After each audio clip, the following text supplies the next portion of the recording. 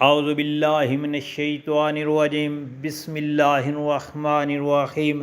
السلام علیکم پیارے بہن بھائیوں، گولڈن لائنز میں آپ کو خوش آمدید کہتا ہوں۔ اللہ پاک سے دعا ہے آپ کو عافیت کے سائے میں رکھے۔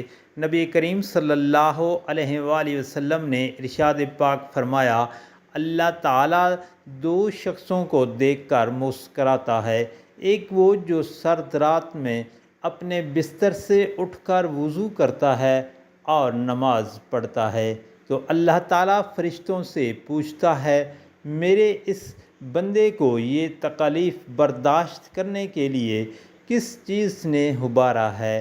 فرشتے جواب دیتے ہیں، تیری رحمت کا امیدوار اور تیرے عذاب سے ڈرتا ہے۔ اللہ تعالیٰ فرشتوں سے فرماتا ہے، گواہ ہو جاؤ کہ اس کی امید پوری کر دی۔ سبحان اللہ، ماشاء اللہ۔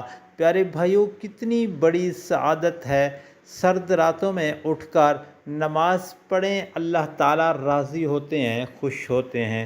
حضرت ابو ہریرہ رضی اللہ تعالیٰ عنہ سے روایت ہے کہ رسول اللہ صلی اللہ علیہ وآلہ وسلم نے حضرت بلال رضی اللہ تعالیٰ عنہ سے فجر کے وقت پوچھا کہ اے بلال، مجھے اپنا سب سے زیادہ امید والا نیک کام بتاؤ جسے تم نے اسلام لانے کے بعد کیا ہے، کیونکہ میں نے جنت میں اپنے آگے تمہارے جوتوں کی چاپ سنی ہے۔ بلال رضی اللہ تعالیٰ نے عرض کیا، میں نے تو اپنے نزدیک اس سے زیادہ امید کا کوئی کام نہیں کیا کہ جب میں نے رات یا دن میں کسی بھی وقت وضو کیا تو میں اس وضو سے نفل نماز پڑھتا رہتا جتنی میری تقدیر لکھی گئی تھی۔ پیارے بھائیوں اور بہنوں، اللہ پاک سے دعا ہے نبی کریم صلی اللہ علیہ وآلہ وسلم کے فرمان پر عمل کی توفیق عطا فرمائے، آمین۔